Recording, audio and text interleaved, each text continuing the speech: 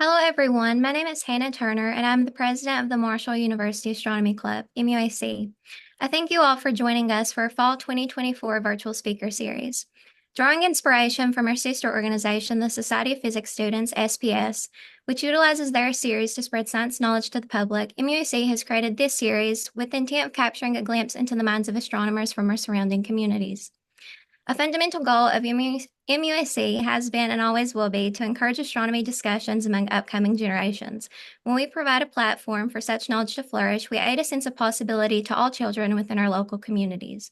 Becoming an astronaut, an astrophysicist, or even a leader of a university astronomy group doesn't seem so impossible. I speak for all leading MUSC members when I say that we are very proud of what we have accomplished with this club. With that being said, I would like to introduce MUSC advisor, Dr. Sean McBride. Thank you, Hannah. I'm an associate professor in the Department of Mathematics and Physics here at Marshall University.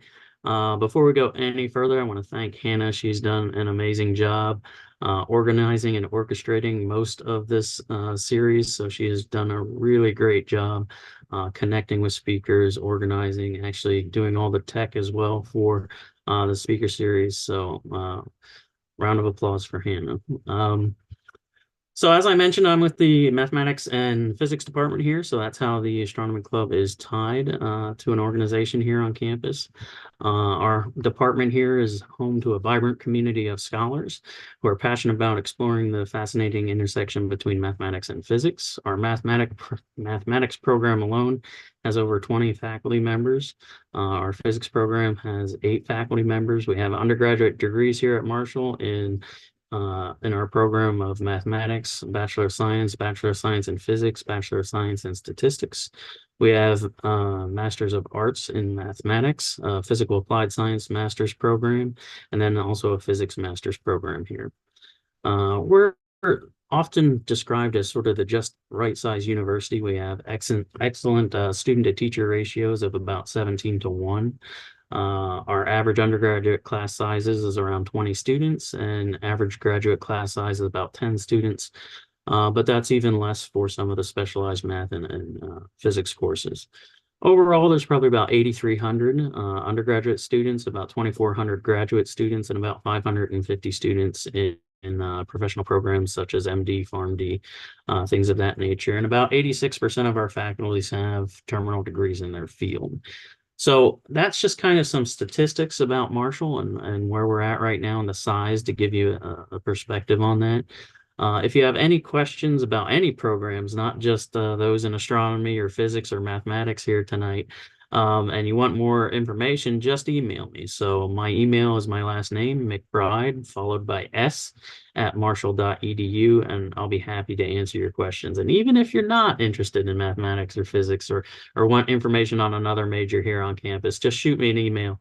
And if I don't know the answer, I'll make sure I get you in touch with somebody that does. And I'm sure our speaker will share their contact information too.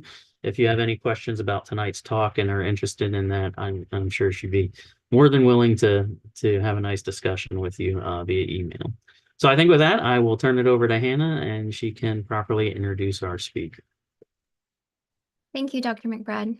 So without further ado, it is my utmost pleasure to introduce our fourth speaker in this series, Dr. Maura McLaughlin, who will be speaking to us this evening on detecting monster black holes with the galaxy-sized observatory.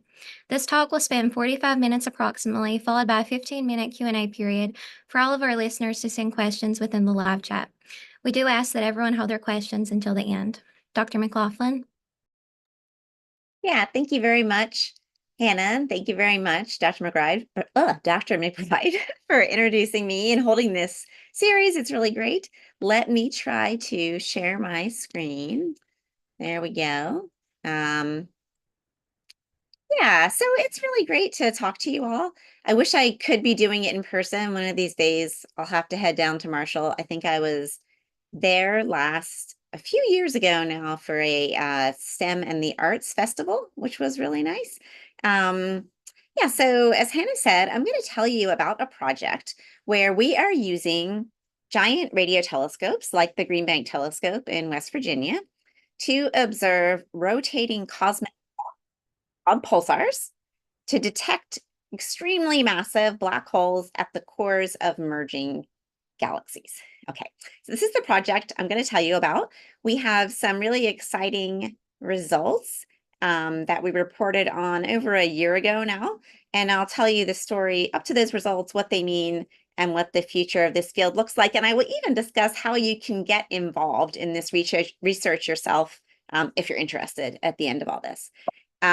Just a little bit about me. I'm a professor at WVU. I've been here about 18 years now. It is very hard to believe that that is true, but it is.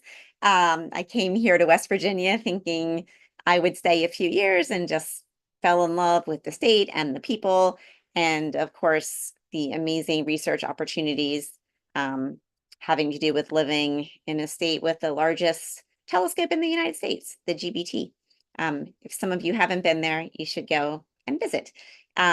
This is me and my husband, Duncan Lorimer, who's also an astronomer. He gave a talk to you all a few months ago, just in case he looks familiar.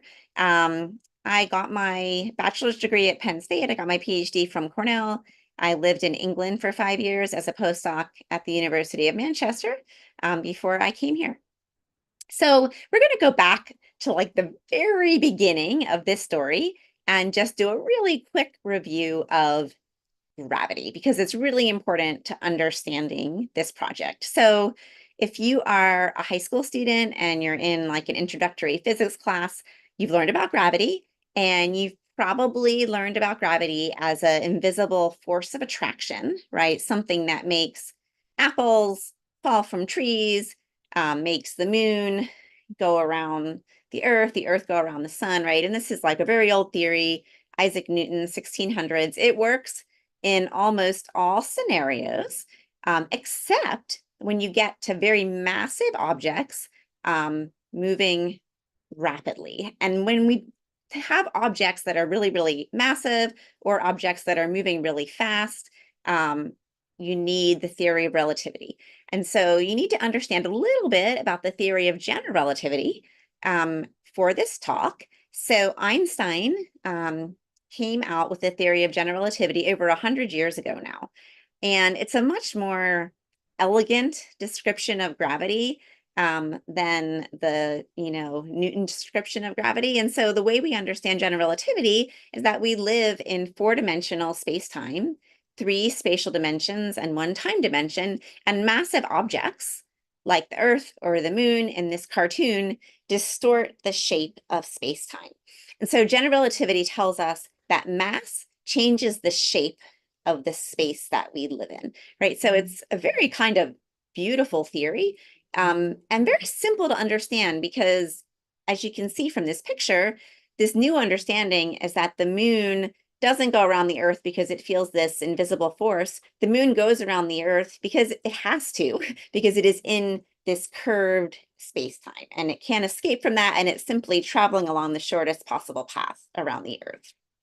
Okay, so now let's imagine within this general relativity theory, we have 2 objects, right? Just like in that picture of the Earth and the moon, and these objects are orbiting each other. They're each in their own little individual gravitational wells, and so as they orbit each other, they're going to cause space-time to ripple, just like ripples in a pond, for instance. And these ripples are called gravitational waves. And so as these objects orbit each other, they emit these gravitational waves. The gravitational waves carry energy away from these orbiting objects. So eventually, these 2 objects are going to collide with each other because they're going to be losing all of this energy to these gravitational waves. And as you can see, as these waves travel through space-time, they distort the shape of space-time. So if we're sitting in this curved, distorted space-time, the distances between objects are always going to be changing. And we're trying to detect this with this experiment that I'm going to describe to you, right? And so these gravitational waves are really hard to detect. We can't see them, but they have this very special effect on objects. So this is a cartoon. This is like greatly exaggerated of the effect that the ultimate merger of those 2 stars would have on the Earth. So as a gravitational wave, let me get back there, travels through the Earth, each one of these kind of green fuzzy blobs is a gravitational wave wavefront. And as these wavefronts pass through the Earth, they cause the Earth to be stretched and squeezed. And that is the moment at which these two objects merge. Okay. This is, of course, greatly, greatly exaggerated. These are extremely tiny effects that there's just no way we can actually feel. And they do this stretching and squeezing in a very special way. So if a gravitational wave traveled through this screen, it would have this particular effect on a ring of test particles. So if this ring was circular originally, as the gravitational wave traveled through, it would stretch them and squeeze them along these two axes like this. So this is a very special prediction of general relativity.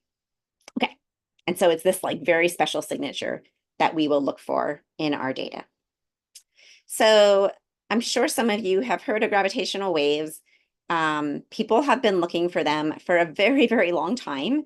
The very first gravitational wave detectors were built in the 1960s, and they were these just like huge metal bars. And the idea is that as a gravitational wave passed through this metal bar, it would cause the metal bar to vibrate ever so slightly.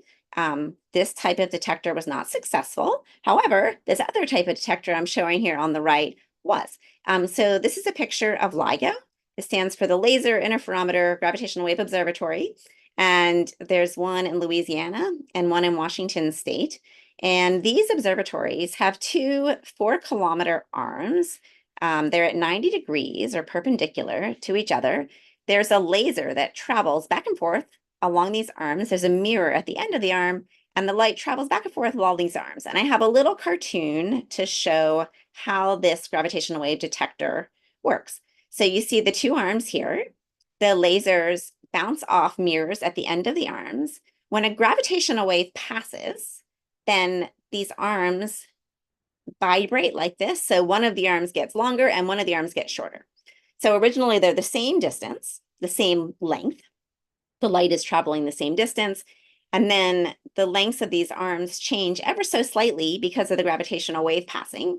And that's detected in an interference pattern at this detector here, right? So the basic concept that I want you to take away from this little cartoon is that when gravitational waves pass, they change the distance between objects in this very special quadrupolar way, where one of these arms gets longer and the other one gets shorter.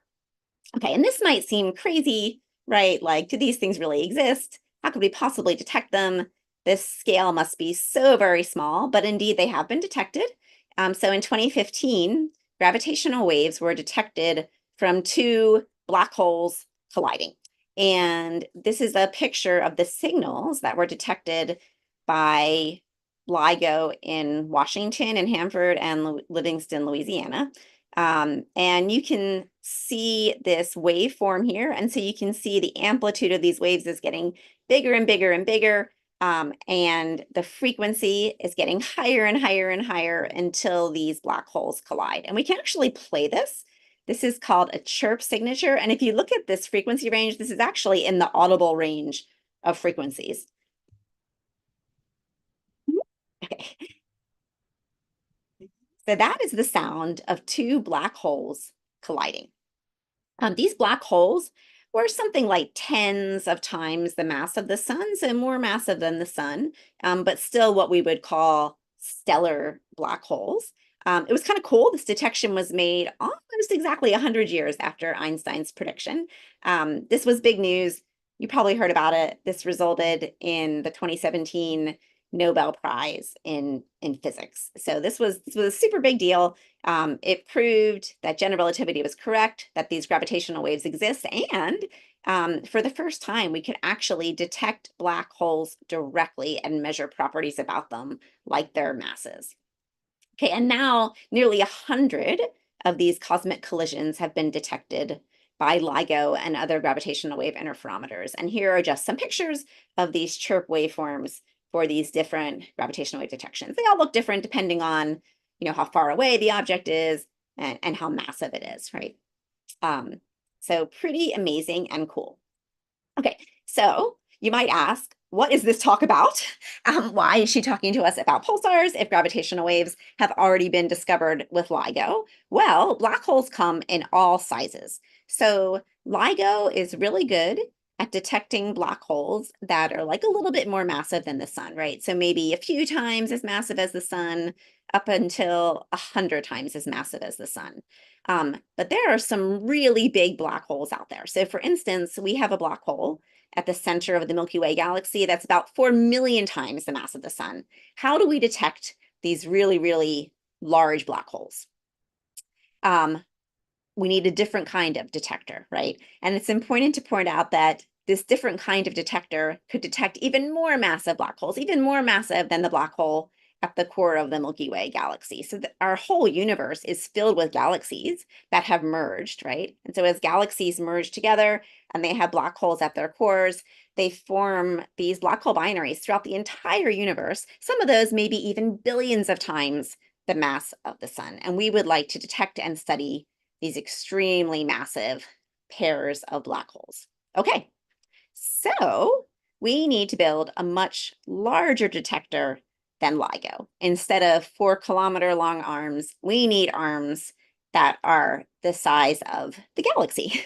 So a pulsar timing array is a galactic scale detector, and it operates a lot like LIGO. We are looking for changes in light travel time along the arms of our detector, except our arms go from the Earth to celestial clocks called pulsars that are distributed all across the sky. But it's the same idea. We're looking for changes in the travel time of light along these arms.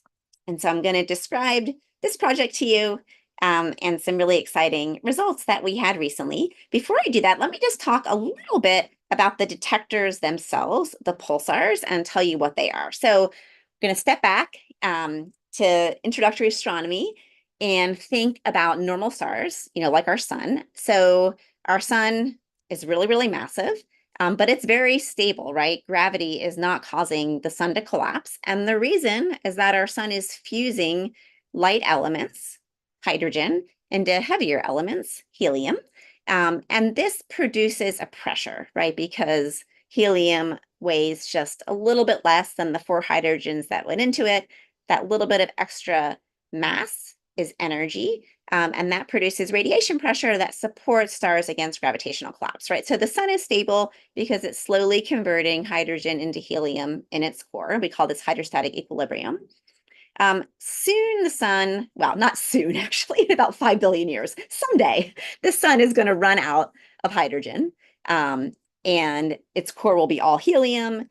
It'll burn or convert that helium into carbon. It'll convert a little bit of that carbon into oxygen, and then it's going to stop. It's not big enough or hot enough to convert that oxygen into heavier stuff.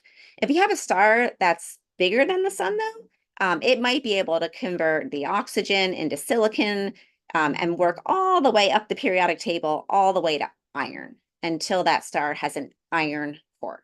And iron is a very special element. We can't fuse iron into something heavier without putting energy in. We can't get energy out from fusing iron. So it's going to stop.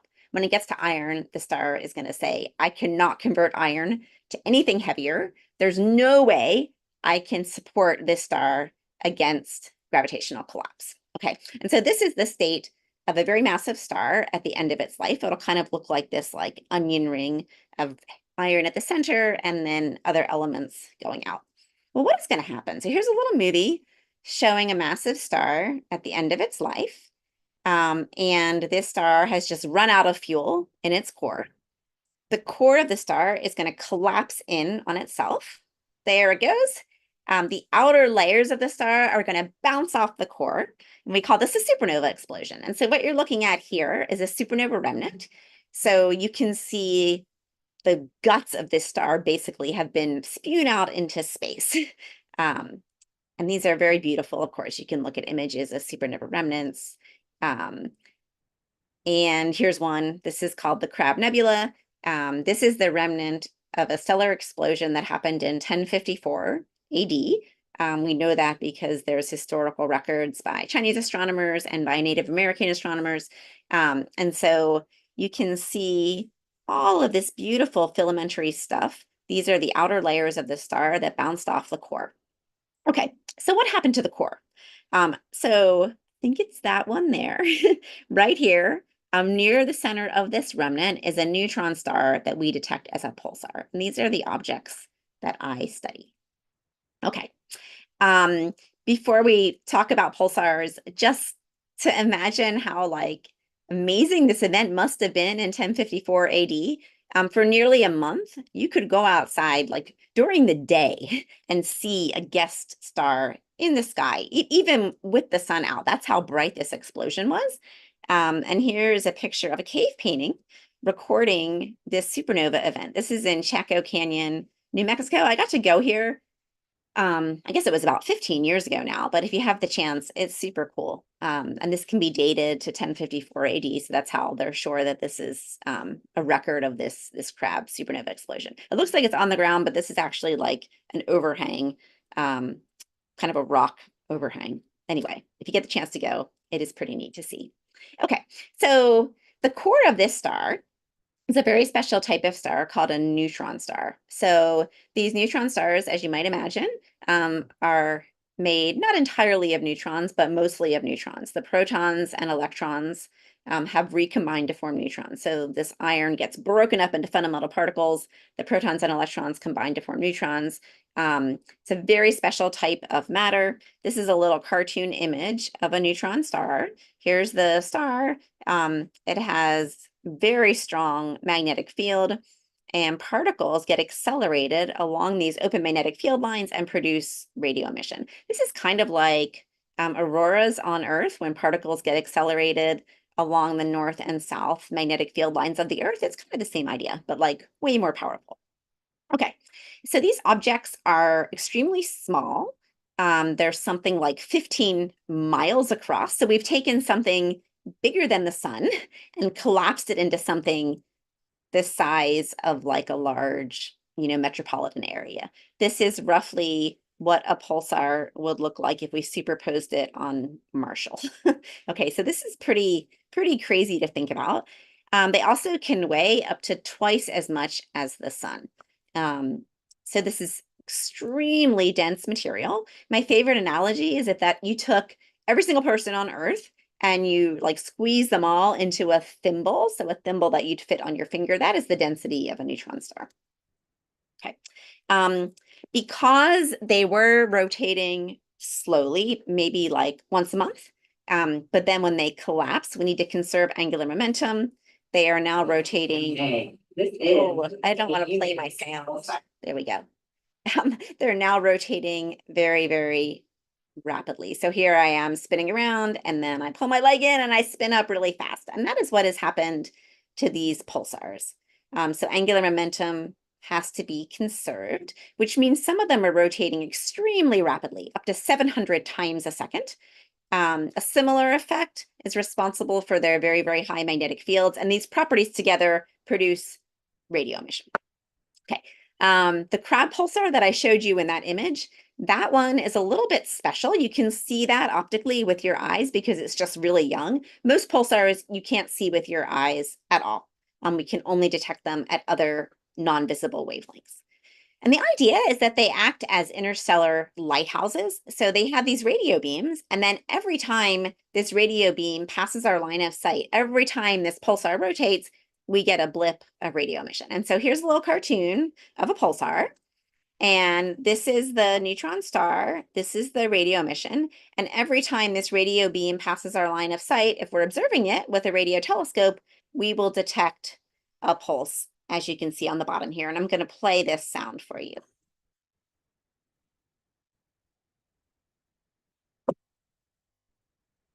And that's real data from a pulsar. And what you can hear is just the extreme regularity of the pulses as that pulsar rotates. Let's hear another few pulsar sounds. So I'm going to play for you the sound of the crab pulsar. So this pulsar spins about 30 times a second. So that's about a 33 millisecond period. So let's listen to it. Okay, I think you can just make out the individual ticks. It's kind of hard to hear, but you can. Okay, so that's a 33 millisecond spin period. That's a pretty fast period, but there's a class of pulsars that rotate even more rapidly than that. They're called millisecond pulsars. These pulsars are very special. The crowd pulsar is a young pulsar, right? So it was born like 1,000 years ago. These millisecond pulsars are really old pulsars. They've lived a whole life, millions and millions of years, and then they've accreted material from a binary companion, and this accretion has spun them up to like really, really, really fast periods. So they're actually extremely old, but spinning very, very rapidly because of this binary interaction. And let's play one of those pulsars. I'm not going to play it for long because it's a very unpleasant sound. So this pulsar is spinning about 650 times a second. If you're a musician, right, this is about 650 hertz. And so you know that that's going to be just like an audible tone. Okay, that was awful. So that's a pulsar spinning with a 1.5 millisecond period. And that is the second. I'm going to turn the sound down a little bit and then do that again because that was way too long. Okay, that's the second fastest spinning pulsar that we know of. The fastest one has a period of about 1.4 milliseconds, which is crazy, right? Something the size of a city, it weighs more than the sun, spinning almost 1,000 times a second, right? So extremely exotic objects. The super cool thing about these millisecond pulsars is that they are incredibly stable rotators. So I could tell you that today at 6:20 p.m., okay, I'm running a little bit late. The spin period of this particular pulsar is 4.57013653095888 milliseconds. And I know that period down to that last significant digit. I could also tell you that on May 15th, 2033, when my 13-year-old graduates from college, the spin period will be this, 4.570136533728 milliseconds. And I would bet like a lot of money on this, right? And you might think this is crazy. How could you possibly be sure of this? Well, we have been timing this pulsar, observing this pulsar for many, many, many years. And we have a model for its rotation that is extremely accurate. And so we can predict these things very far in the future. And what you'll see is that the period in 2033 is a little bit longer, right? So in this digit here, there's a 3 instead of a 0. So these pulsars are very slowly losing energy and very slowly, increasing in period, but at a tiny, tiny rate and at a very predictable rate. So these pulsars act as cosmic clocks in our galaxy. It's really like if we took very accurate clocks and just distributed them through space to do experiments with. So this video here, and I'm just going to start at the beginning because I missed the chance to explain it, kind of shows the big picture of our experiment. So here are two galaxies. They're coming together. Galaxies do this all the time. The Milky Way is in the process of merging with Andromeda right now. As these galaxies merge, these black holes at the cores of the galaxies are slowly coming together and merging as well. And as they do that, they emit these gravitational waves. So this green mesh is meant to represent the gravitational waves that are being emitted from this binary system. They're traveling through space. They really travel, of course, isotropically throughout all of space. In this little cartoon, it looks like they're making a beeline for the Milky Way, but of course they don't know where we are. Here's a pulsar. Here's the Earth. We're observing this pulsar with a radio telescope on Earth. And as the gravitational waves pass between the pulsar and the Earth, they're going to change the distance. And a way of thinking of this is that the pulsar period is going to be like red shifted and blue shifted. It's going to change slightly, get a little bit longer, get a little bit shorter due to this space-time affecting the distance between the two objects. Does that make sense? So this is the basic big picture of the experiment, right? We're looking for these very tiny changes in the period of the pulsar or the arrival times of these pulses from it due to these merging black holes and galaxies like very, very far away. Okay, so let me talk about the project, about our collaboration, and then tell you about our recent exciting results. So our collaboration is called Nanograv, and I really need to replace this picture. This picture was from October 2022 and the heat was off at this meeting. So like everyone's wearing jackets. So it's kind of a weird picture. I have a much better one that I will put in here for my next talk. Nanograv stands for the North American Nanohertz Observatory for Gravitational Waves. So we're a collaboration of scientists in the United States and Canada for the most part, hence the North American. And the nanohertz is in there because we are searching for gravitational waves at very low frequencies, right? So LIGO detects gravitational wave signals, events that happen like that happen in less than a second. so hundreds of hertz frequencies, whereas we're looking for events that happen over like decade-long timescales. So very, very low frequency events, like this very slow in spiral of these very massive black holes. I'm also a part of the International Pulsar Timing Array, as is everybody in Nanograv. So this is a kind of a collaboration of collaborations that includes Nanograv and then international partners in India, Europe, and Australia. And we all work together to build even bigger data sets of pulsar timing data that are even more sensitive to gravitational waves than any one data set alone. So Nanograv uses a bunch of telescopes to observe pulsars for this experiment. Most of our data right now comes from the Green Bank Telescope in West Virginia. We also have a lot of data from the Arecibo Observatory in Puerto Rico, which you just saw. That sadly collapsed back in 2020, and the Very Large Array in New Mexico, which you can see here. And we observe about 70 of these cosmic clocks, these pulsars, anywhere from like once a day to once a month or so. Other telescopes we use, in addition to the GBT and the VLA now, are the CHIME telescope in Canada. So this telescope observes pulsars every day, which is pretty amazing, at a lower frequency, a complementary radio frequency to the GBT and the Very Large Array. So this has been a great addition to our observing setup. And we have a very small program on the FAST telescope in China. This is the largest telescope in the world. Arecibo was a 300-meter diameter telescope, and this one is 500 meters. So just absolutely huge and very, very sensitive. But unfortunately, we can't get a lot of time on the telescope because it's not our telescope. Yeah, so Arecibo collapsed in December 2020 after 57 years of radio astronomy discoveries. And this was a really tragic day for us because before Arecibo collapsed, the GBT and Arecibo were our two kind of workhorse telescopes. We had roughly equal amounts of time on both, observed roughly equal numbers of pulsars on both. And so we've really lost a lot of sensitivity since losing Arecibo in 2020. The IPTA also has telescopes all over the globe. So the IPTA data sets have data from Arecibo, Green Bank, the VLA, and then also telescopes in Europe, South Africa, India, Australia. Data from this FAST telescope is not included in the data sets yet, but we hope that happens soon. Okay, so let me talk a little bit about what we actually do when we observe these pulsars, like how do we measure their times of arrival and model them. So in the movies that I played for you, right, you heard individual pulsar pulses, boom, boom, boom, bump. In reality, the individual pulses from a pulsar are extremely faint. We can't actually detect every single pulse for nearly all of these millisecond pulsars. So they're actually buried in a bunch of noise. So what we do is we might observe one of these millisecond pulsars for, say, a half hour, and then we fold the data, which means we take every single pulse and we just add it on top of all the other pulses at the period of the pulsar. And so that builds up a really strong signal. So we'll get a very bright detection once we fold the data at that period, and we'll measure a time of arrival. So like, when did the pulse arrive at our telescope on this day?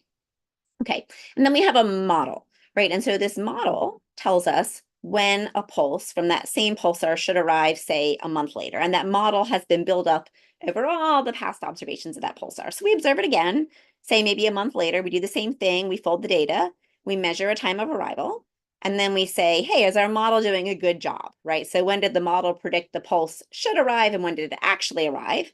And that difference is the residual. Okay, so this residual just tells us whether the pulse was early or late compared to our model on a particular observing day. Okay, and these models are so fun to make. So this is the part of the project that I'm most involved in, is creating these models to predict the times of arrival. And the reason they're so fun is there's just like so much science in them. So, you know, the pulsar is spinning, so we need to account for that. It's slowing down. We need to account for this like spin down with time. Most of our pulsars are in binary systems with stars, with white dwarf stars. And so we need to account for the Doppler shifts in the times of arrival as the pulsar travels around its companion. Space isn't empty. We need to model the space in between the pulsar and us. the Earth is also moving around the sun, of course, right? And the Earth is rotating. All of that is going to affect the times of arrival of these pulses. So we also need to account for the Earth's rotation around the sun. So these models are quite complex. And once we have them, these are the kind of data that we look at. So I wanted to show you some real data. And I like doing this. I mean, they look so messy, right? But I think when most people imagine what astronomers do, they imagine us sitting and looking at like beautiful pictures and images, things like that, supernova remnant. These are the kind of plots I look at though. So really very like kind of statistical mathematical stuff. So these show the residuals of 3 different pulsars. The different colors are different radio frequencies. Don't worry about that too much. The things to look at though are the scales. So these are in microseconds, so millionths of a second. And so we can model the arrival times of these pulses over very long time scales to like millionths of a second precision, which is pretty exciting, I think. You can see the error bars here are mostly overlapping 0. And what that means is that our models are doing a pretty good job. Like we're able to predict when these pulses arrive very accurately over like decade-long time scales. You'll also see that some of the pulses don't line up with 0. So our models aren't perfect. There are other things going on in the data, and maybe some of those things are the gravitational waves that we are looking for. So if we had gravitational waves in our data, the signature that we expect to see would look something like these red lines. Okay, so what we think that we will see first in our data, and I'll tell you in a little bit that we have seen this actually, is a background of gravitational waves. So the gravitational wave hum from all of the supermassive black hole binaries in the universe that have combined to form this like low level rumbling noise in our data. And this noise would look something like these red lines, right? And so you might look at this and think, okay, how in the world could you ever tell that some noisy signature like this was due to gravitational waves and not due to something else, right? And the way we can tell is by looking for a correlated signature among all the pulsars that has a very special pattern because of this quadrupolar way that gravitational waves distort space-time. This is just a pretty picture showing residuals from all the pulsars in the International Pulsar Timing Array. And you can see they look a lot like the nanograv residuals. The different colors are different telescopes distributed worldwide. And the time scales of these data range from like 1990 to 2020 or so. So we have a lot of data, decades of data on a number of pulsars. Okay. So there's other messy stuff in the data, right? So we know that neutron stars like aren't perfect. There's going to be some noise in a neutron star rotating. And we need to be able to tell gravitational waves from all that other stuff, right? And so, as I said, we search for like a very characteristic correlation in the arrival times from pulsars distributed across the sky. So if there's no gravitational waves, right, and we look for a correlation between pulsars separated by some angle on the sky, we wouldn't expect any correlation, right? So if this is, if we have perturbations due to like intrinsic noise in the pulsar, a pulsar here doesn't know what a pulsar there is doing.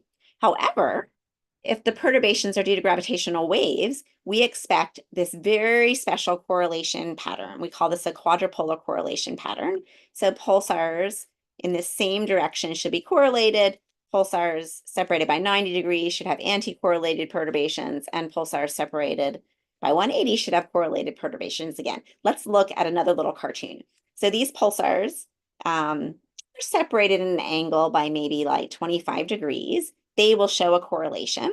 These pulsars are separated by 90 degrees. We'll see an anti-correlation, and these pulsars separated by 180 will show correlated timing residuals again. Okay. Let's move on and talk about our data sets. So Nanograv has had a number of data set releases over time. So every few years, we take all the data on all the pulsars we're observing with our radio telescopes, and we put it out to the community. We search for gravitational waves in it.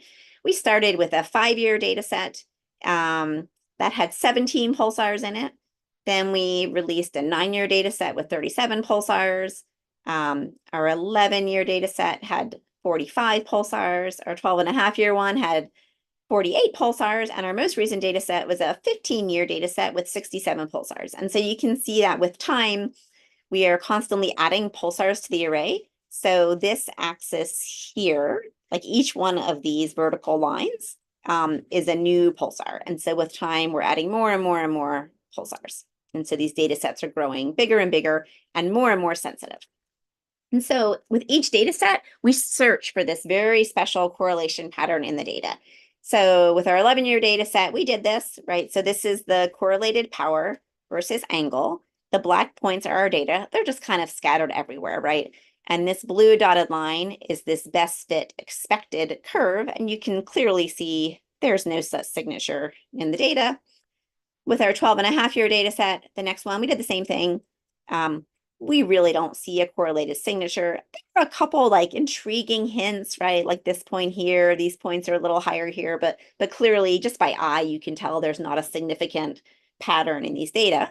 One thing we saw with the 12.5-year data set, though, was a source of common noise among all the pulsars. This is a little esoteric, and it's really hard to have like a pretty picture to explain this. But basically, if we look at the residuals of all the pulsars, we see this low level noise in all of them. And if we measure the amplitude of this noise, so like the size of this noise and the spectrum of this noise, so basically the length scale of the noise, we see a consistent thing in data from our data set and from all the other data sets in the International Pulsar Timing Array. So for instance, in this plot, this is the spectral index and this is the amplitude. And again, I apologize, this is very esoteric.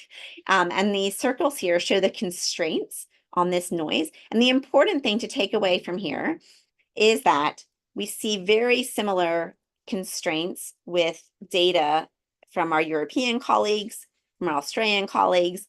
And this shows all of our data together, the international collaborations, all of the different data sets together, including ours, and they all look really similar.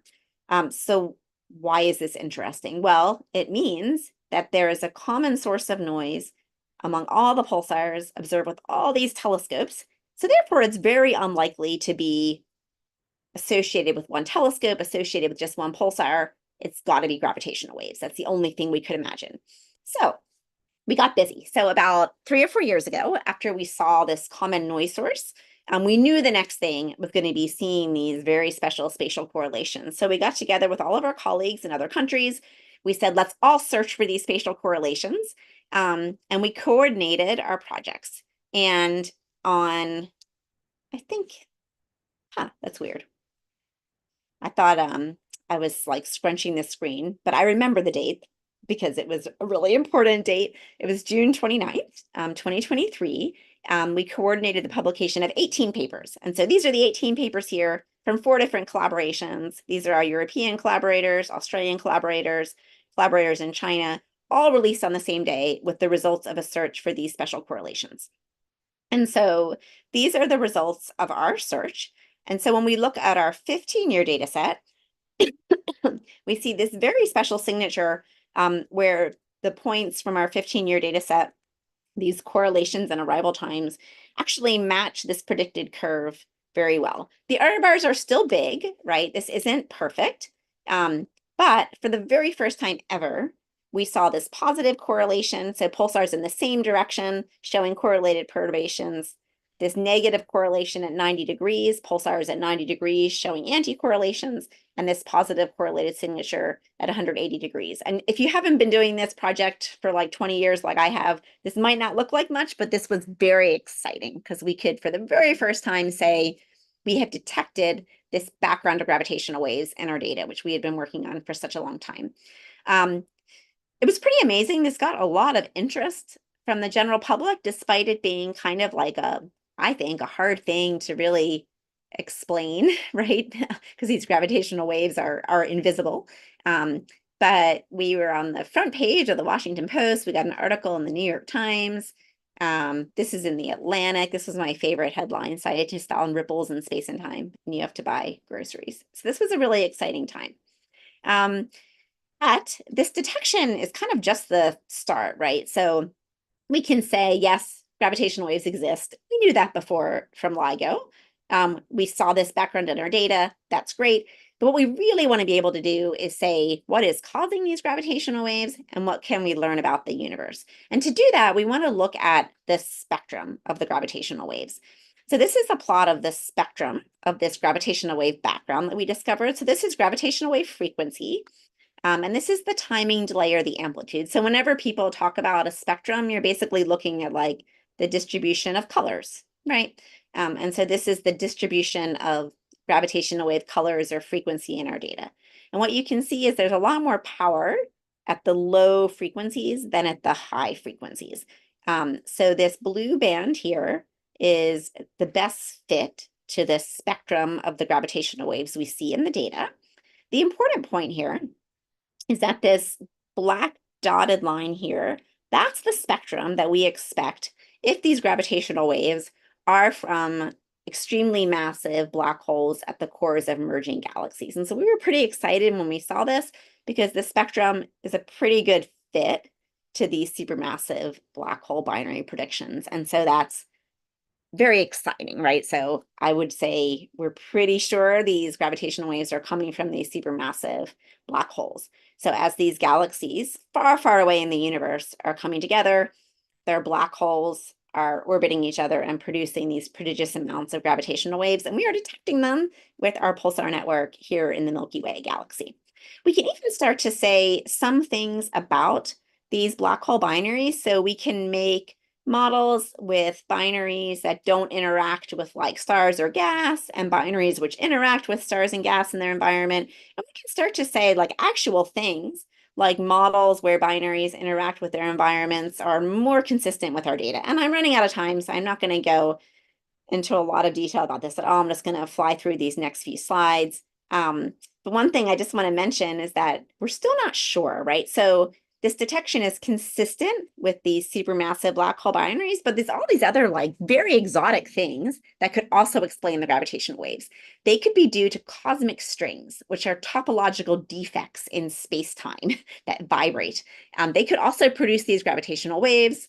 There are lots of theorists really excited about a cosmic string interpretation. They could also be due to early universe inflation. So right after the Big Bang, the universe underwent a period of inflation and gravitational waves should have been produced then. And these could be leftover gravitational waves from that very early universe inflation. That would also be really exciting. So we need to continue doing our project to try to figure out like exactly where the gravitational waves are coming from. Another very exciting milestone that we expect to hit over the next maybe 5 years or so is that we should start to detect individual supermassive black hole binary black holes. So right now, we are just seeing, well, not just, it's pretty darn exciting, but we're only seeing the like background, right? So this combined hum, but we can't say it's from that binary or that binary or that binary. It's just like noise. Soon we will start to see individual black hole binaries in our data, and we'll be able to localize them to particular galaxies in the sky, which will be very, very exciting. This plot here shows predictions for the IPTA in 2025, 2030, 2035, and these are simulated galaxies. And even in 2025, there are some galaxies that are above our sensitivity limit, so individual galaxies. This one in particular is a galaxy that we know about. It's called 3C66b. We can image it, and the predicted strength of the gravitational waves is above our sensitivity limit for our next data set in 2025. So that's really, really exciting. And just going back to the beginning, the reason that we're so interested in this is that we think that galaxies have grown throughout the history of the universe. They've gotten bigger and bigger by merging with other galaxies, right? So galaxies started off really small, kind of irregularly shaped, and they've grown more structured, like the Milky Way, and larger with time through mergers. And if we can detect these very massive black holes at the cores of these merged galaxies, we can study them when they're very close together like this, when we can't tell that there's a merger there with an optical telescope, and learn about the final stages of this merger and ultimately how the universe has grown and evolved over cosmic time. So there's a real richness of information there. And I'll end with just a couple slides that just illustrate like why this is so exciting. So if we think back to the history of astronomy in general, right, the first astronomy we had was optical astronomy. we learned about the universe with light we can see with our eyes, right? And we got a picture of galaxies that look like this. And soon we developed telescopes at other wavelengths, right? Ultraviolet, X-ray, infrared, radio. And every time we build a telescope at a different wavelength, we see different things, right? The structures look different. We're revealing different insights about these objects. And so gravitational waves are the same way. With LIGO, we're detecting gravitational waves in this part of the gravitational wave spectrum. So very high frequencies, kind of like the X-rays or gamma rays of the electromagnetic world. With nanograv, with pulsar timing arrays, we're detecting gravitational waves with really low frequencies. So we're kind of like the radio of the gravitational wave world. I don't have time to talk about the stuff in the middle there, but there are space-based interferometers that are planned to cover the gravitational wave spectrum in between LIGO and pulsars. So this is a really exciting field. Stay tuned for the next, well, 5, 10 years, decades. And we're really excited for what we would call multi-messenger astrophysics. So studying these galaxies with both gravitational waves and light of all sorts of different telescopes. Finally, I just want to end by advertising a few opportunities for students. If you're a student and you're excited about this, it's a great field to get into. There's so many opportunities for collaboration with people in the United States and throughout the world. We've sent a lot of students to different countries. These are students that have gone to India, students from West Virginia that have gone and done research in India. High school students also play an important role. They help us look for pulsars, and they've discovered 8 pulsars through a program called the Pulsar Search Laboratory. A lot of undergraduate students do this too. If you're interested, you can go to pulsars.nanograv.org. And I will just end there. My contact details are here. Here's my email. Here's a bunch of websites where you can learn more. And I'm happy to take any questions.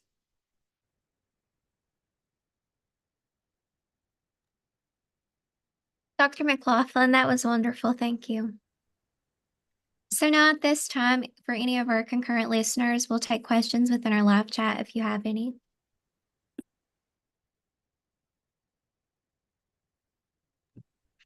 Dr. McLaughlin, while we're waiting on questions from our listeners, if myself as well as Dr. McBride have any questions for you, we could go ahead and ask at this time if that's okay.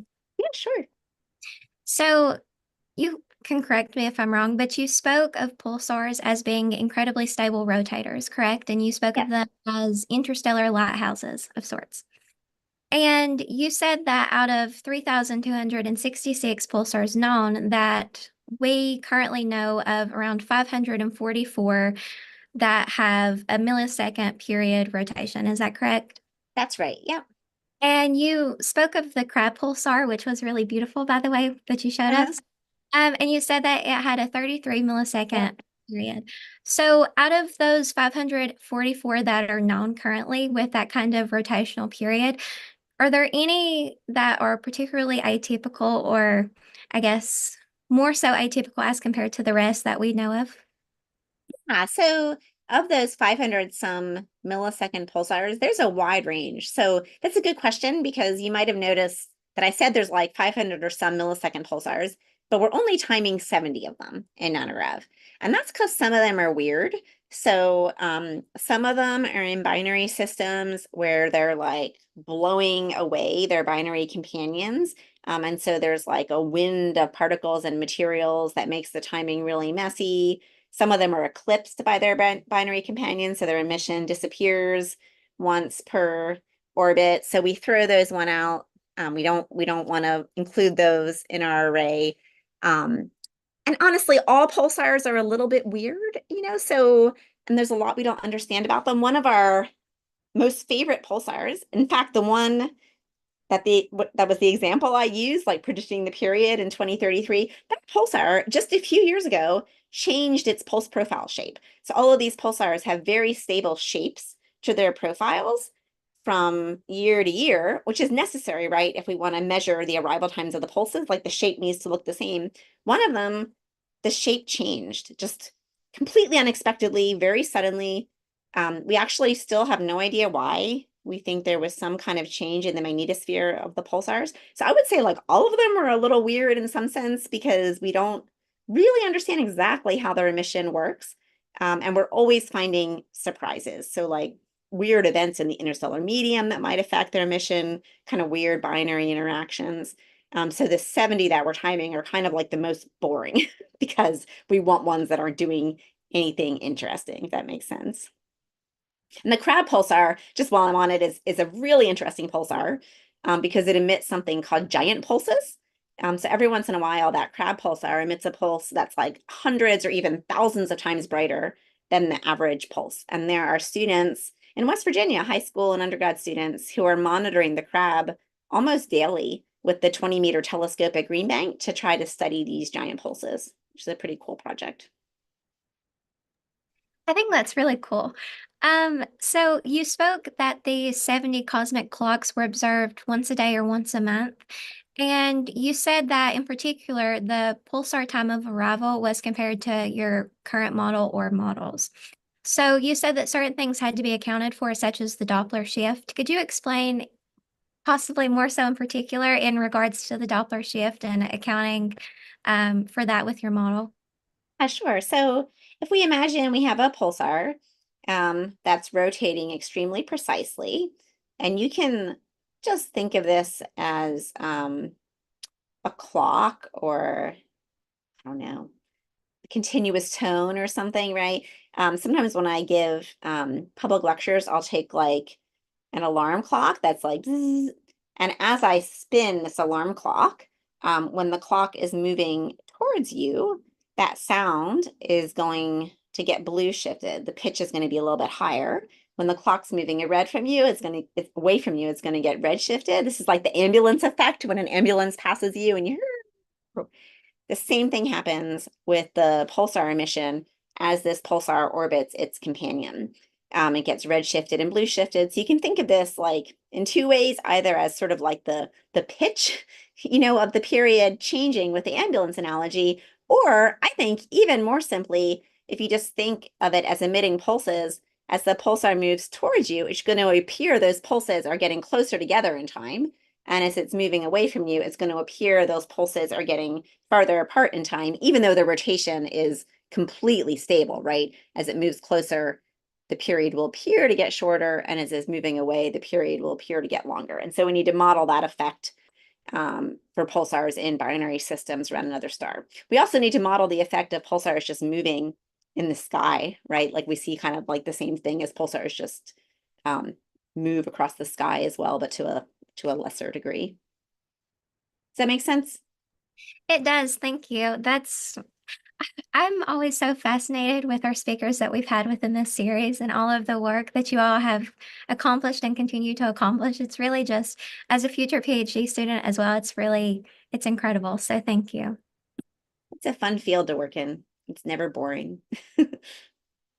Dr. McBride, do you have any questions? Sure, if there's none from our virtual audience out there yet. You mentioned about the high school students using the 20-meter dish at Green Bank, which I think is fantastic.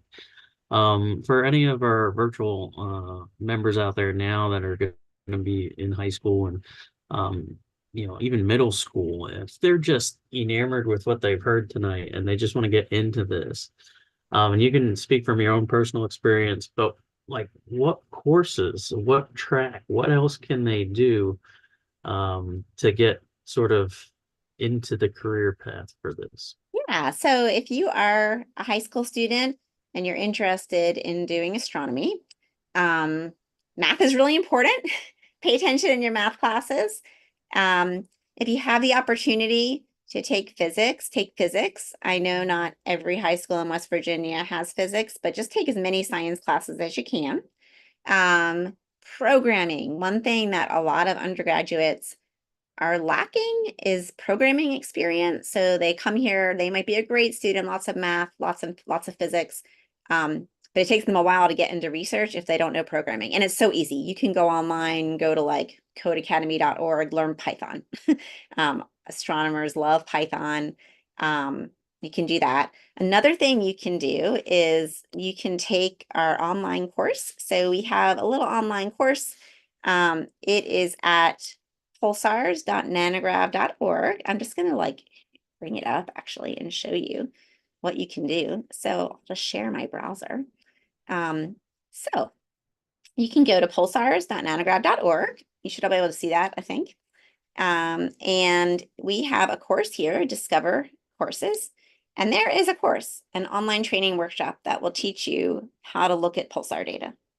And you can learn how to find pulsars. And once you get certified, you can log into our database and you will be able to go to data from different pulsar surveys.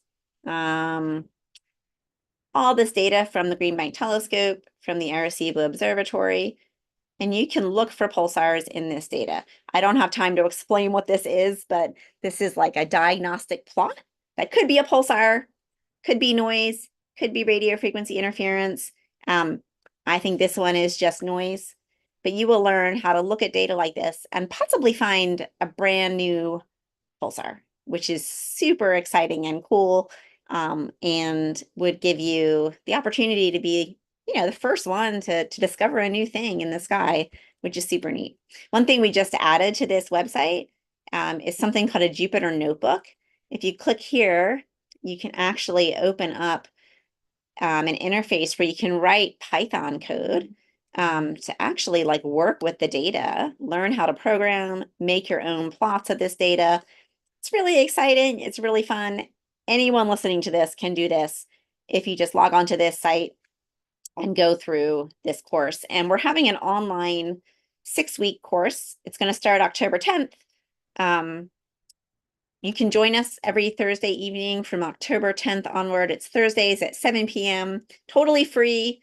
Join us and learn about pulsars. It'll be an hour a week from October 10th onwards. And it's really fun. We have guest speakers about all sorts of different topics, and you can get support as you go through this little online course.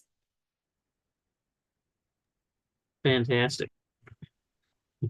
Yeah, and you can learn to use the 20-meter at Green Bank too. Like one option after you're done the course is to do these independent projects where you can observe giant pulses with the crab, for instance, with that 20-meter telescope. And you can do it all remotely. You don't need to be in person to do it.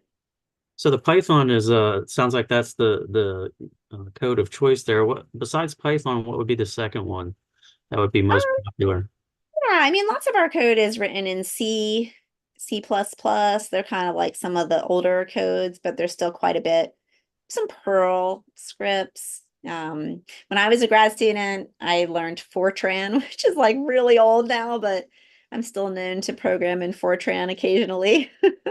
But it's mostly Python and C, but mostly Python now. Any programming language is great though. Like if you're a student and you're like, oh no, I'm learning the wrong thing, it doesn't matter really. Like the important thing is just to learn how computers work, how programming works, right? Like the general structure, and then you can learn any language. I think my son is learning Java now as a freshman undergraduate here, and we never use Java, but he'll learn like how programming works, and then it'll be really easy for him to learn Python or anything else.